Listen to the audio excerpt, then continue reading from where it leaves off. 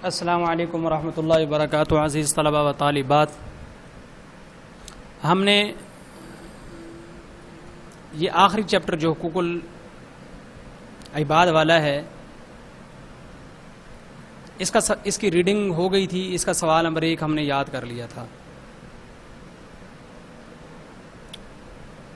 یہاں پر سوال نمبر 1 ہے اور یونیک نوٹس کے اندر تھا سوال نمبر 1 اور 2 اکٹھا کے حقوق العباد کی فہرست بنائیں اور آگے ان کی ایک تشریح بھی تھی باقاعدہ. پھر جیسے آپ کو گائیڈ کیا گیا تھا ویسے یہ امید آپ نے یاد کر لیا ہوگا. اب ہم چلتے ہیں کتاب کے سوال نمبر 2، یعنی نوٹ جو کتاب ہے یہاں پر سے سوال نمبر 2 اور ہمارے پاس یونیک نوٹس ہے وہاں سے سوال نمبر 3 ہے. میرے پاس یونیک نوٹس کا پیج نمبر ہے 168. یہاں پر تیسرا سوال ہے خطبہ حجۃ الوداع کی روشنی میں عورتوں کے حقوق و فرائض بیان کریں. دیکھیں یہ آپ پہلے بھی 2 مرتبہ یاد کر رہے ہیں کہ عورتوں کے حقوق و فرائض کیا ہیں.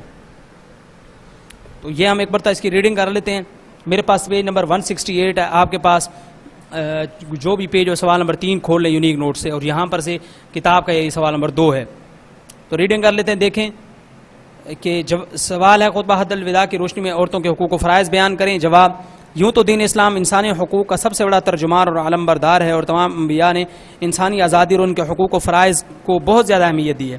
سلسلہ نبوت کے آخری پیغمبر حضرت محمد صلی اللہ علیہ وسلم نے اس کی مزید تاکید اور تلقین فرمائی ہے. آپ صلی اللہ علیہ وسلم کی تعلیمات کا نچوڑ خطبہ حجۃ الوداع میں سمٹ گیا ہے، گویا سمندر کو کوزے میں بند کر دیا گیا ہے. یعنی کہ مختصر سا خطبہ ہے لیکن تمام تر تعلیمات بیان کر دی گئی. خطبہ حجۃ الوداع کی روشنی میں عورتوں کے حقوق و فرائض درج ذیل ہے. عورتوں کے حقوق یعنی عورتوں کا کیا حق ہے، شوہروں کا کیا فرض ہے. تو مہر کی ادائیگی. اللہ کے رسول نے فرمایا، اللہ کے رسول صلی اللہ علیہ وسلم نے فرمایا عورتوں کے حقوق اور تمہارے ان پر لازم ہے. یعنی عورتوں کے حقوق تم پر اور تمہارے ان پر لازم ہیں. ان کا مہر ادا کرو. اللہ سے ڈرو جس کا نام لے کر اور واسطہ دے کر تم نے ان کو نکاح میں لیا ہے. وراثت کا حق. وراثت کے حق میں اب کوئی وصیت نہیں ہے. لہذا قرآن کے حکم کے مطابق آپ صلی اللہ علیہ وسلم نے عورتوں کو بھی مردوں کے ساتھ وراثت کا حقدار ٹھہرایا. پہلے ایسے ہوتا تھا ابتدائی اسلام میں کہ وصیت کی جاتی تھی، ہر ایک کے الگ الگ حصے نہیں تھے. پھر اللہ تعالی نے ہر ایک کے حصے الگ الگ بیان کر دیے کہ اگر مثلا شوہر فوت ہو جاتا ہے، اگر اولاد ہے تو پھر بیوی کو کتنا حصہ ملے گا، اولاد نہیں ہے تو پھر بیوی کو کتنا ملے گا. تو یہ ساری تفصیل ڈیٹیل کے ساتھ مکمل صورتیں ہیں کہ بیوی کو کتنا حصہ ملتا ہے. تو وراثت میں بھی ان کا حق ہے. سزا سے اجتناب. عورتوں کو سزا دینے سے منع کیا گیا اور ناگزیر حالت میں، یعنی کہ جب انتہائی جو ہے وہ ضرورت ہو تو پھر ایسی حالت میں بھی ہڈی توڑنے اور منہ پر مارنے سے منع کیا گیا ہے. ہلکی پھلکی سزا دینے کا شوہر کو اختیار ہے. یہ نہیں ہے کہ شوہر کو حکم ہے کہ وہ ضرور جو ہے اس عورت کی پٹائی کرے. ایسا نہیں کرنا چاہیے، اس لیے کہ جو گھر داری ہوتی ہے یہ گھر کا جو سارا نظام ہے یہ محبت کے ساتھ چلتا ہے، اصول و ضوابط کے ساتھ نہیں چلتا. تو اس لیے اس میں قربانیاں دینی پڑتی ہیں. بعض اوقات بیوی کو قربانی دینی پڑتی ہے، بعض اوقات شوہر کو قربانی دینی پڑتی ہے. تو یہ ہے کہ کمپرومائز کرنا پڑتا ہے، کبھی شوہر کو تو کبھی بیوی کو. تو اس طرح جو ہے پھر یہ گھر کا نظام چلتا ہے. اگر ہم صرف یہ سمجھیں، شوہر یہ سمجھے کہ میں تو شوہر ہوں اور اس کی ضرورت کیسے ہوئی کہ اس نے ایسی بات کہہ دی، تو پھر یوں گھر نہیں چلتا. پھر بالآخر لڑائی جھگڑا ہو کر رشتہ ختم ہو جائے گا. اور اسی طرح اگر بیوی یہ سمجھے کہ میں نے جب یہ بات کہی تھی تو اس نے کیوں نہیں کہنا مانا، مجھ سے مشورہ کیوں نہیں کیا، وغیرہ وغیرہ، کوئی بھی جو ہے عذر بنایا جا سکتا ہے. تو اگر یوں کام چلے گا تو پھر بالآخر رشتہ اور تعلق ختم ہو جائے گا. اس لیے سمجھوتا کرنا پڑتا ہے. اور یہ جو رشتہ ہے میاں بیوی والا یہ محبت کے ساتھ چلتا ہے اور ایک دوسرے کے ساتھ قربانیاں دینے کے ساتھ یہ رشتہ نبھایا جا سکتا ہے. لڑائی جھگڑے سے نہیں کیا جا سکتا. مطلب یہ اختیار دیا ہے، لیکن شوہر کو چاہیے کہ وہ محبت کے ساتھ جو ہے بیوی کے ساتھ پیش آئے، نہ کہ لڑائی جھگڑے کے ساتھ اور اسرا مارنے کے ساتھ. نان و نفقہ کا حق. دستور کے مطابق مردوں کو عورتوں کے نان و نفقہ کی ذمہ داری کا حکم دیا گیا ہے. یعنی بیوی کے لیے رہائش جتنی بندے کی وسعت ہے، اگر اچھا مالدار ہے تو اسی حساب سے اس کو کپڑا پہنائے، اس کو کھلائے پلائے، اس کا خیال رکھے اور اس کو رہائش اچھی دے. اور اگر کوئی مناسب ہے، کوئی غریب ہے، فقیر ہے، تو وہ بھی اپنی گنجائش کے مطابق بیوی کو کھلائے پلائے، اس کو رہائش دے.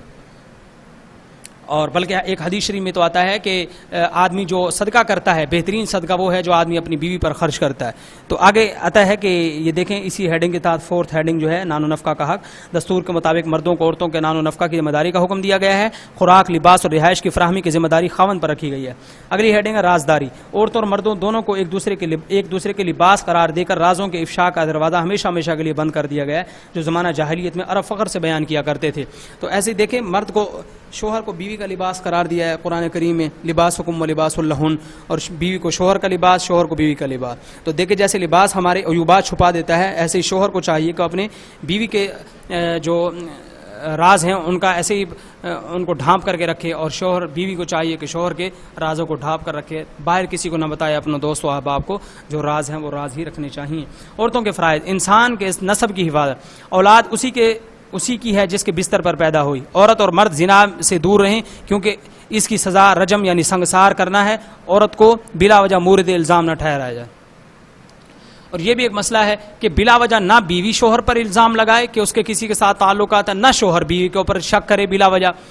ہاں البتہ اس سلسلے میں دینی جو تعلیمات ہیں عموماً ہمارے معاشرے میں خرابی تب پیدا ہوتی ہے جب ہم اسلام کی باؤنڈری کو کراس کرتے ہیں. مثلاً اسلام نے حکم دیا ہے کہ شوہر جو بیوی ہے وہ کسی سے غیر محرم سے بات نہ کرے.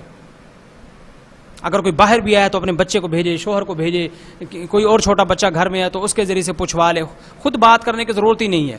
تو اصل میں جب اسلام کے احکامات کو ہم روندتے ہیں تو پھر ہمارے لڑائی جھگڑے شروع ہوتے ہیں. تو جب شوہر کو چاہیے کہ بیوی پر شک نہ کرے، اور بیوی کو چاہیے کہ وہ اسلام کے مطابق زندگی گزارے. جب اسلام نے اس کو کہا ہے کہ باہر وہ بلا پردے کے اندر اگر ضرورت پڑتی ہے تو پردے کر کے جائے، اور بلا وجہ زیب و زینت نہ کر کے جائے، خوشبو لگا کے نہ جائے، غیر محرم سے بات نہ کرے. دیکھیں جب شوہر بیوی کسی سے بات ہی نہیں کرے گی غیر محرم سے، صرف اپنے بہن بھائی سے بات کرے گی، اپنے بھتیجوں سے بھانجوں سے بات کر سکتی ہے، اپنے بیٹوں سے بات کر سکتی ہے، تو اس کے علاوہ جب کسی سے وہ بات ہی نہیں کرے گی تو شوہر خواہ شک کیوں کرے گا؟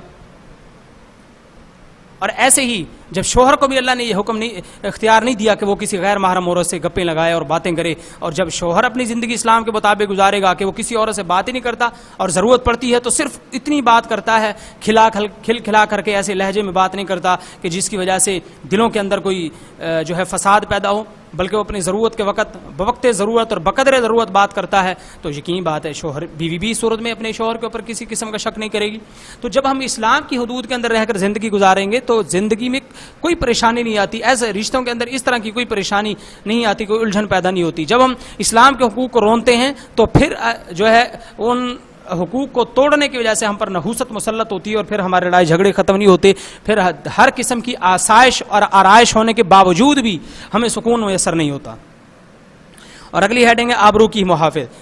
عورت اپنے خاوند کی آبرو کی محافظ ہے، اسے اپنی عزت و ناموس کی حفاظت کا حکم دے، کیونکہ اصل جو شوہر کی عزت ہے وہ اصل جو عورت کی جو عزت ہے در حقیقت وہ اس کے شوہر کی عزت ہے. اس لیے عورت کو چاہیے کہ اس طرح کا کوئی کام، اس طرح کی کوئی بات نہ کرے جس کی وجہ سے خود عورت کی عزت پر ہر جائے، یا کوئی اس کی طرف انگلی اٹھائے، یا کوئی شوہر اس پر شک کرے. اس طرح کی کوئی حرکت نہیں کرنی چاہیے میاں بیوی دونوں کو. گھر کی محافظ، گھر اور مال کی عورت محافظ ہے، لہذا اسے کسی ایسے شخص کو گھر میں نہ داخل ہونا دینا چاہیے جس کو اس کا خاوند ناپسند کرتا ہے. تو لہذا اگرچہ وہ جائز رشتہ ہے، اگر شوہر ناپسند کرتا ہے کسی وجہ سے، کوئی شرعی عذر ہے جس کی وجہ سے ناپسند کرتا ہے کہ وہ میرے گھر میں نہ آئے، تو عورت کو چاہیے کہ وہ اس کو گھر میں نہ آنے دے. دیکھیے جب شوہر چاہ رہا ہوتا نا کہ اپنی بیوی کو کہتا ہے کہ یہ بندہ میرے گھر میں نہ آئے، یہ تیرا رشتہ دار میرے گھر میں نہ آئے، یا یہ میرا رشتہ دار میرے گھر میں نہ آنے دینا میری عدم موجودگی میں، تو کوئی وجہ ہوتی ہے جس کی وجہ سے شوہر یہ بات کر رہا ہوتا ہے. تو اس لیے ایسے جو مسائل ہیں ان کو پیدا ہونے کے نہ ہونے دیا جائے، اور ان سے بچنے کے لیے اسلام اور قرآن کے مطابق زندگی گزاری جائے. بے حیائی کے ارتکاب سے اجتناب، عورتوں کو بے حیائی کے ارتکاب سے منع کیا گیا، باز نہ آنے کی صورت میں الگ کرنے کا حکم دیا گیا ہے. اگر پھر بھی باز نہ آئے تو ہلکی سزا کا حکم دیا گیا، مگر ان کو بے جا تنگ کرنے سے منع کیا گیا، الزام تراشی کی ممانعت کی گئی. اطاعت گزاری کا حکم، عورتوں کو اپنے مردوں کی اطاعت کرنی چاہیے، اور مردوں کو اطاعت کے بعد بے جا بہانے تلاش کر کے تنگ کرنے سے منع کیا گیا ہے. خاوند کے مال میں اسراف کی معنی، عورتوں کے فرائض میں یہ بھی شامل ہے کہ وہ خاوند کے مال کو بے جا اسراف کر کے برباد نہ کریں، فضول خرچی کر کے. جس چیز کی ضرورت ہی نہیں ہے، لباس پہلے اتنے موجود ہے، کپڑے کہ اور لینے کی ضرورت نہیں ہے، تو بے جا فضول خرچی نہ کی جائے. ایسے ہی جوتے کے لحاظ سے، کھانے پینے کے لحاظ سے، یعنی کہ کھانا موجود ہے یا ایسی چیز منگوانا، اتنی منگوا لینا جو کھائے نہ جائے، پھر اس کو ڈسٹ بین میں ڈال دیا جائے. ایک تو کھانے کی ناقدری ہے، دوسرا پیسے کا ضیاع ہے، تو اس لیے کھانے کی پیسوں کی ناقدری نہ کی جائے، اور بے جا اسراف نہ کیا جائے، کیونکہ شوہر کو بہتر پتہ ہوتا ہے کہ وہ کتنا کما رہا ہے، کیسے اس کے حالات چل رہے ہیں. اس لیے کہ بیوی اپنی خواہش ضرور پیش کر سکتی ہے، اور شوہر کو بھی چاہیے اگر اس کے پاس وضاحت ہے تو اپنی بیوی کے خواہشات کا خیال رکھے، جائز خواہشات کا. اور بیوی کو بھی چاہیے کہ جب وہ دیکھ رہی ہے کہ اس کے شوہر کے حالات ٹھیک نہیں ہے تو اس کو مجبور نہ کرے. ایسا نہ ہو کہ پھر وہ مجبور ہو ہو کر رشوت لے, کوئی حرام خوری کرے یا دوسرا کوئی ایسا ہر قدم اٹھائے, بلکہ بیوی کو چاہیے کہ وہ اپنے شوہر کو یہ کہے کہ مجھے حلال کے تھوڑے کافی ہیں حرام کے زیادہ مال سے, تو اس لیے تم حلال کماؤ, ہم حلال کے ذریعے سے خود بھی کھائیں گے, اپنے بچوں کو بھی کھلائیں گے, حلال مال کے ذریعے بچوں کی پرورش کریں گے. تو جب بیوی کا یہ جذبہ ہوگا تو دنیا کا کوئی شوہر بھی نہ حرام کھا سکتا ہے نہ رشوت لے سکتا ہے, بلکہ وہ بیوی کی محبت میں آ کر کے ہر قسم کے حرام کام سے بچ سکتا ہے. اس لیے عورتوں کو چاہیے کہ وہ اپنی اس ذمہ داری کو بخوبی نبھائیں اور قرآن و سنت کی ان تعلیمات کو سمجھنے کی کوشش کریں. اور یہ باتیں آپ کو اس لیے اس عمر میں پڑھائی جاتی ہیں تاکہ دین کی تعلیمات آپ کے اندر ابھی سے رچ بس جائیں, آپ کو پتہ چل جائے اسلام ہمیں مرد کو, بچوں کو, لڑکوں کو, لڑکیوں کو کیا احکامات دیتا ہے. تو اس لیے دعا ہے اللہ تعالیٰ ہمیں ان باتوں پر عمل کرنے کی توفیق نصیب فرمائے, دوسروں کو سمجھانے کی توفیق نصیب فرمائے. السلام علیکم ورحمۃ اللہ وبرکاتہ.